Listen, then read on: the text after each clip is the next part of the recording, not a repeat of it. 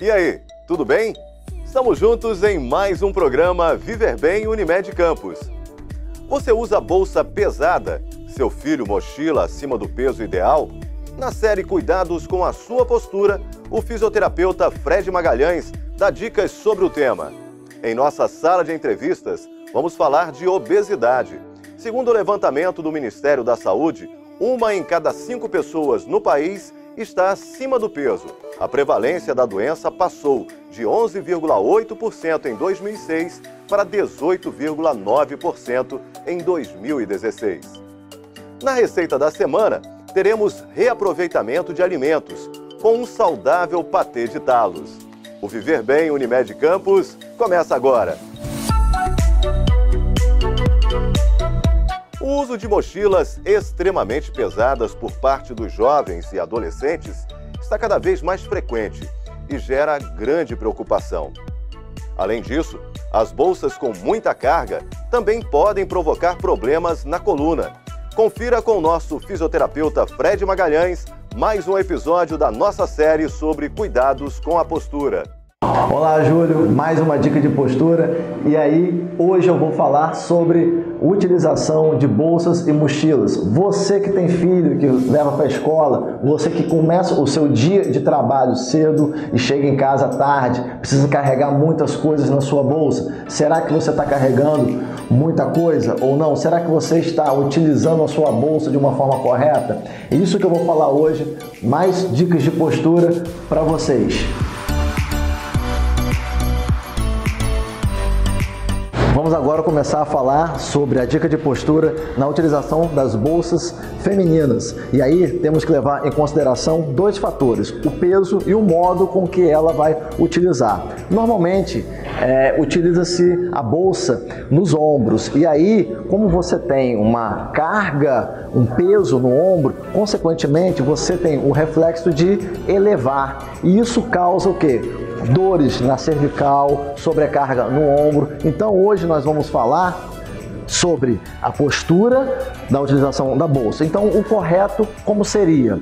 Ela tem que segurar a alça da bolsa, dando uma pressãozinha para baixo, estabilizando a alça, porque normalmente se ela não segura, a alça tende a cair.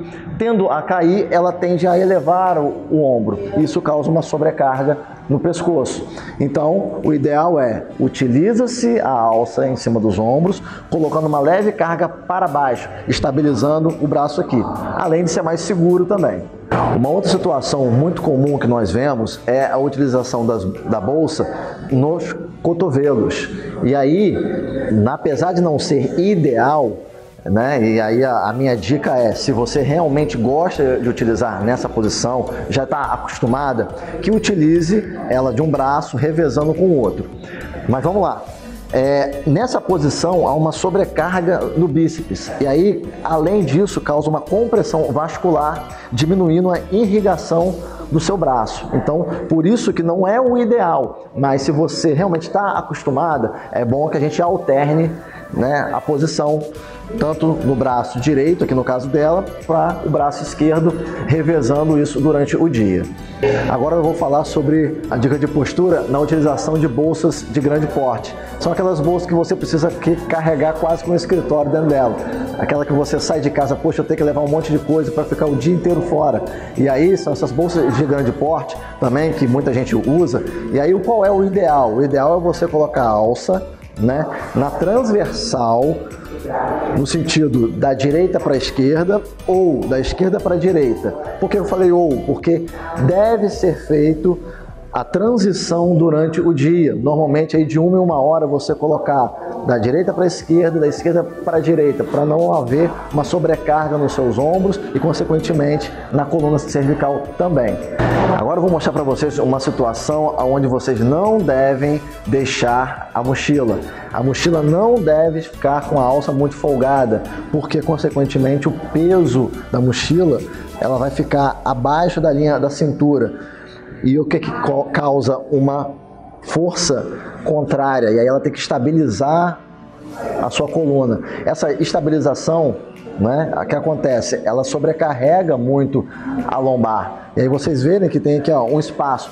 Esse espaço não deve acontecer porque há uma maior carga em cima da coluna. Então, o ideal é o quê? O ideal é ela encurtar mais as alças para que a mochila fique acima da linha da cintura.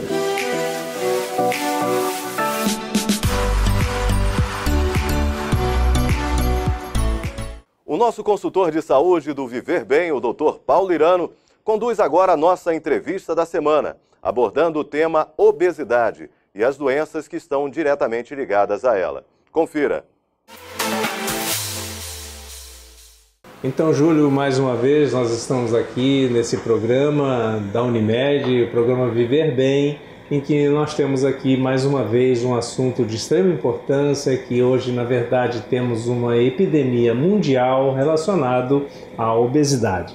E temos o prazer hoje de receber no nosso estúdio para que possa aí traçar um panorama e orientar o nosso colega, Dr. Carlos Gicovati, que é cirurgião geral, com a formação principalmente na área da cirurgia bariátrica, uma larga experiência em relação a esta abordagem multidisciplinar que é necessária nos pacientes que se enquadram, eu diria assim, no quadro, na verdade, da obesidade.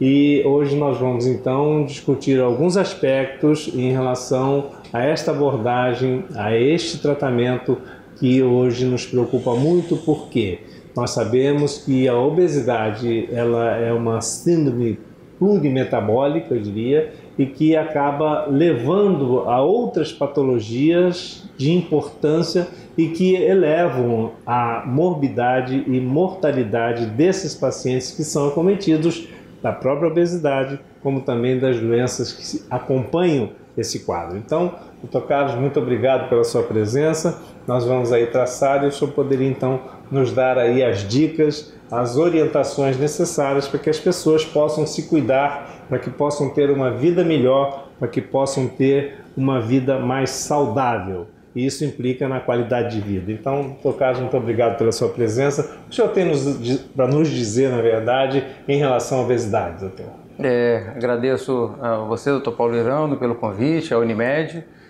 Participar desse programa voltado para a prevenção me satisfaz muito, porque eu lido no dia a dia com uma doença, como você falou, de grande importância, de grande prevalência e que traz muitos problemas para a vida das pessoas.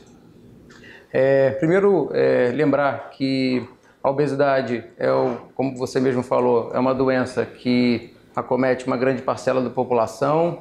Hoje, estima-se que no Brasil, de cada 10 brasileiros, 5 têm excesso de peso. Excesso de peso nada mais é do que um peso além daquilo que a pessoa deveria ter. É quando aquela calça está um pouco apertada, a blusa está um pouco apertada. E quando nós falamos de obesidade, que já é a doença em si, também em relação à população brasileira, 20% quase da população brasileira tem obesidade. E aí, a obesidade, como você mesmo falou, ela vem acompanhada de outras doenças. Doenças essas que fazem mal para o coração, para o cérebro, para os rins, doenças que precisam ser controladas e o controle depende principalmente dessa doença, da mudança dos hábitos. Os pacientes, as pessoas que têm obesidade precisam entender que a doença ela é crônica, é uma doença que não tem cura, mas existe tratamento. E o tratamento depende principalmente de hábitos saudáveis, relacionados basicamente com a questão da reeducação alimentar, saber comer nos horários certos, alimentos certos, evitar os alimentos errados e praticar atividade física de maneira rotineira, sob supervisão de algum profissional. Então, nesse panorama, Dr. Carlos, o que hoje está identificado? Por que a maioria da população, não só do nosso país, como do mundo todo, tem apresentado este aumento progressivo, né, do peso? Né? Por que a obesidade hoje ela está tão presente em todos os países? Isso se deve a quê? Os hábitos? O que está acontecendo com esse mundo, na verdade? Com certeza, os hábitos interfere nesse resultado. Pode-se dizer que desde o fim da Segunda Guerra Mundial, com a questão da modernização da indústria, os alimentos também sofreram uma modificação e passaram a ser industrializados. As pessoas passaram a comprar os alimentos nos supermercados em vez de plantar, digamos assim. A vida moderna também traz consequências. Hoje você, em vez de ir andando para algum lugar, você vai de carro. Você, ao invés de subir uma escada, você pega o elevador. Então, são consequências da vida moderna, essa vida em que você tem grande fartura de alimentos, muito calóricos, ricos em energia, mas com baixo valor nutricional, e ao mesmo tempo você não gasta tanta caloria, não gasta tanta energia, por conta das facilidades que a vida hoje nos traz. Então, somando isso tudo, em quem tem a doença, digamos assim, aquela predisposição genética, a obesidade aparece. E o problema não só relacionado ao peso, mas como a gente falou, são as doenças que acompanham a obesidade e quem vem atrás da obesidade.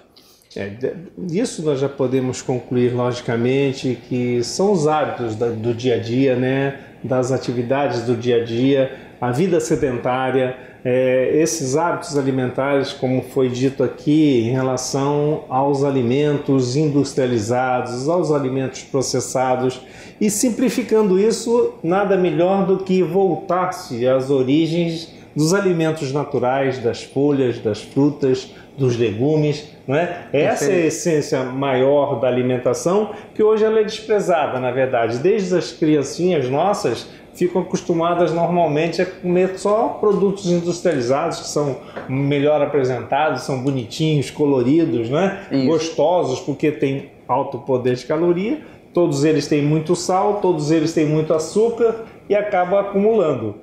Então, acho que esse é uma grande dica, um grande chamado às pessoas para que prestem muita atenção e modifiquem de forma simplória os seus hábitos alimentares, né, doutor? Os hábitos precisam mudar. Uma das coisas que eu falo com os pacientes é que tudo começa, às vezes, no próprio supermercado. Se você tem a consciência no supermercado daquilo que você leva para sua casa, se você leva para sua casa alimentos saudáveis, você aumenta a chance de você, quando for se alimentar, de se alimentar de coisas saudáveis.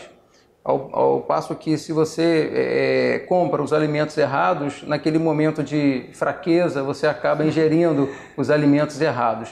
E em relação às crianças, eu acho que hoje não tem como falar em prevenção da obesidade se não falar na reeducação das crianças.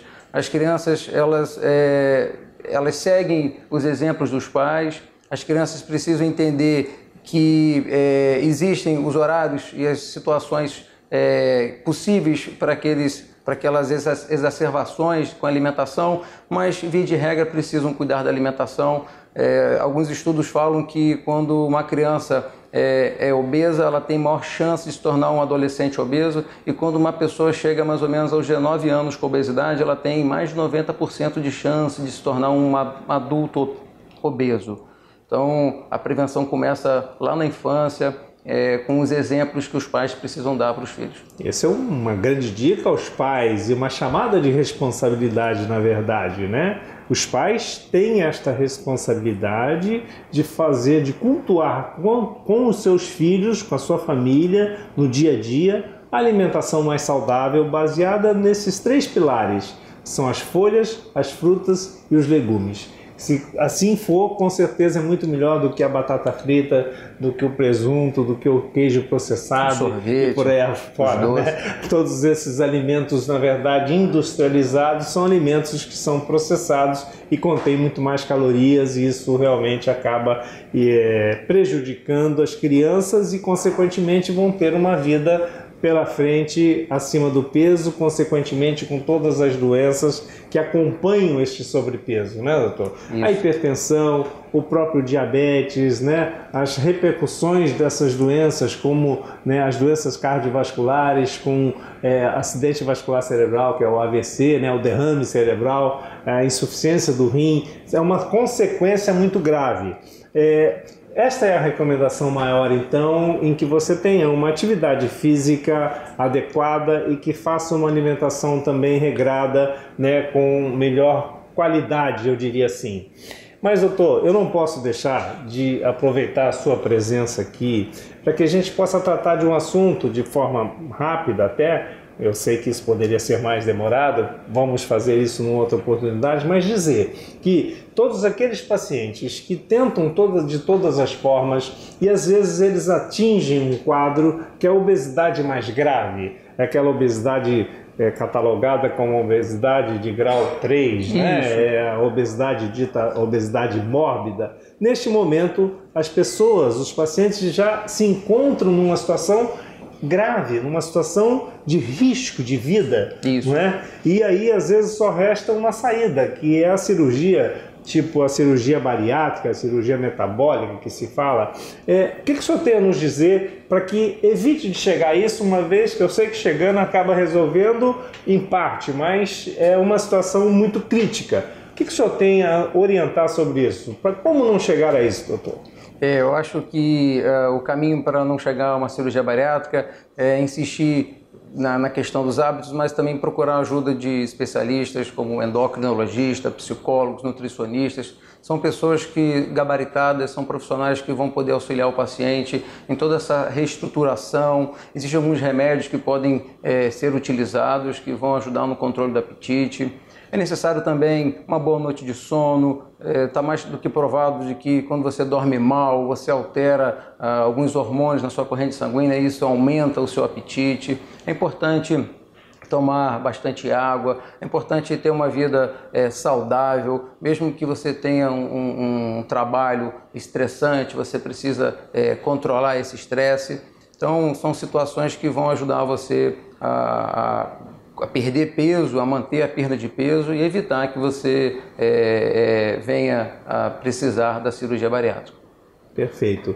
Então eu acho que isso fica muito claro, é importante se cuidar e lembrar que não só a questão das doenças cardiovasculares, da obesidade levando ao diabetes, agravando essas situações, mas lembrar também que a obesidade ela está sempre muito ligada à carcinogênese, né? Ela acaba levando a uma condição de produção hormonal, principalmente, então há uma ligação direta entre a obesidade e câncer de mama, por exemplo, só para chamar a atenção. Então é muito importante que a gente possa interromper este caminho, este fluxo de uma epidemia da obesidade, levando logicamente a uma pior qualidade de vida, a um risco maior de contrair doenças e evoluir com sequelas muitas vezes graves, né? Então, doutor Carlos, eu gostaria que o senhor encerrasse com algum recado aí para as pessoas, para que possam entender um pouco mais sobre a obesidade e nos comprometemos em um outro momento,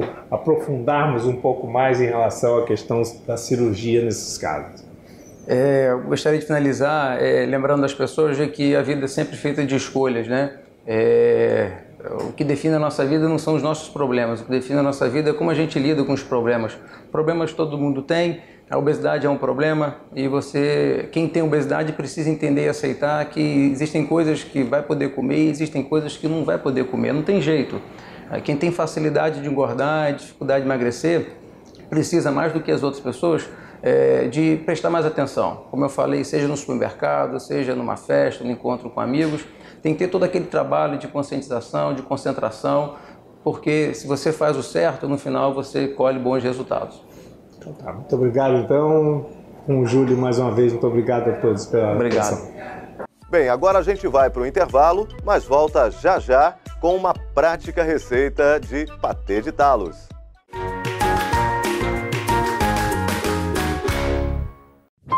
Automesticação? Não. Médicos estudam muito para entender o seu corpo. É perigoso não seguir a risco o que eles recomendam e desnecessário se irritar quando eles não prescrevem remédio algum. Confie no seu médico. Ele sabe o que é melhor para você. Cuidar de você. Esse é o plano. Unimed. Novo Centro de Diagnóstico por Imagem Unimed Campos.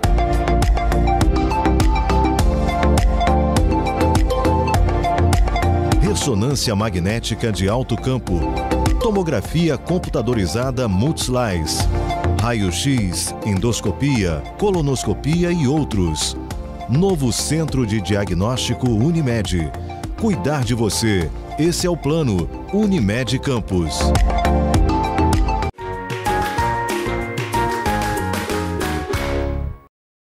Na onda positiva do reaproveitamento de alimentos, vamos mostrar que com um pouco de criatividade, o que antes tinha como destino o descarte, pode passar a compor uma refeição.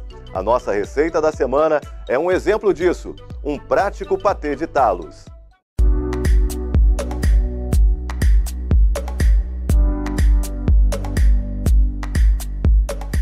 Você sabia que 1/3 dos alimentos produzidos no mundo são desperdiçados a cada ano?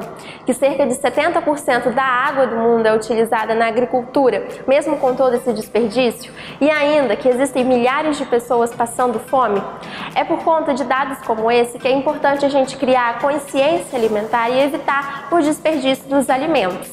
É justamente por conta de dados como esse que é importante a gente se preocupar em evitar o desperdício dos alimentos.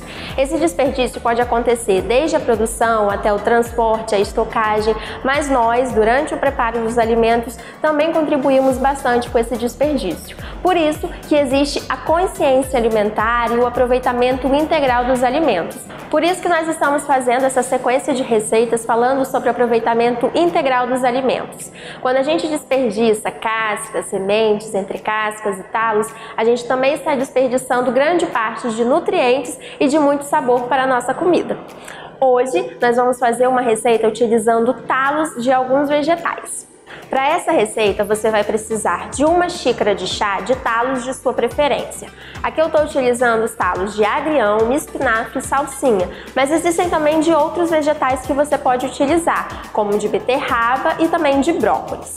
Além disso, nós vamos utilizar 1 cebola picada em cubinhos, 2 alhos, 1 pote de iogurte natural sem sabor, 1 pote de creme de ricota, cebolinha, sal a gosto e azeite para refogar.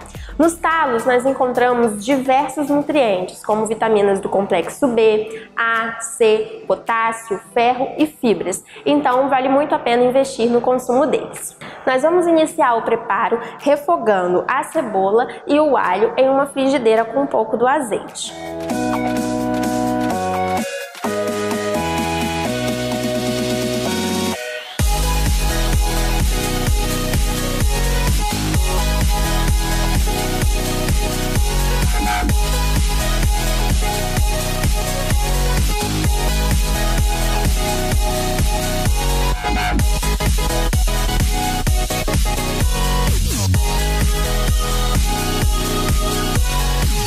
Depois que o alho e a cebola já estiverem um tempo refogando, nós vamos adicionar os talos e acertar o sal.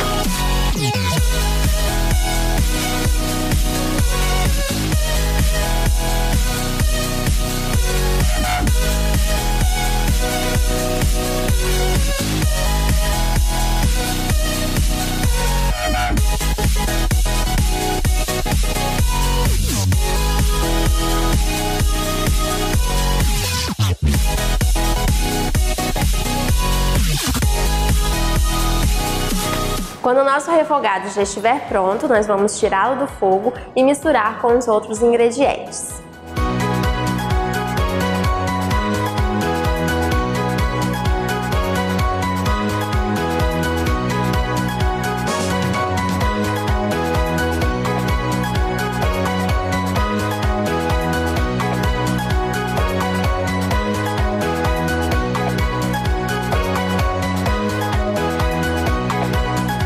Com todos os nossos ingredientes já misturados, o nosso patê está pronto. Agora a gente pode levar à geladeira e esperar um tempo até ele esfriar e ele está pronto para ser servido. No próximo programa você vai aprender a fazer uma receita de granola salgada com a semente de abóbora. Até lá! Chegamos ao final de mais um programa Viver Bem Unimed Campos. Todo domingo às 4 da tarde, a gente tem um novo programa aqui na Plena TV. E você também pode acompanhar todos os programas através do nosso canal no YouTube. Basta você clicar lá, Unimed Campus RJ. A gente se vê!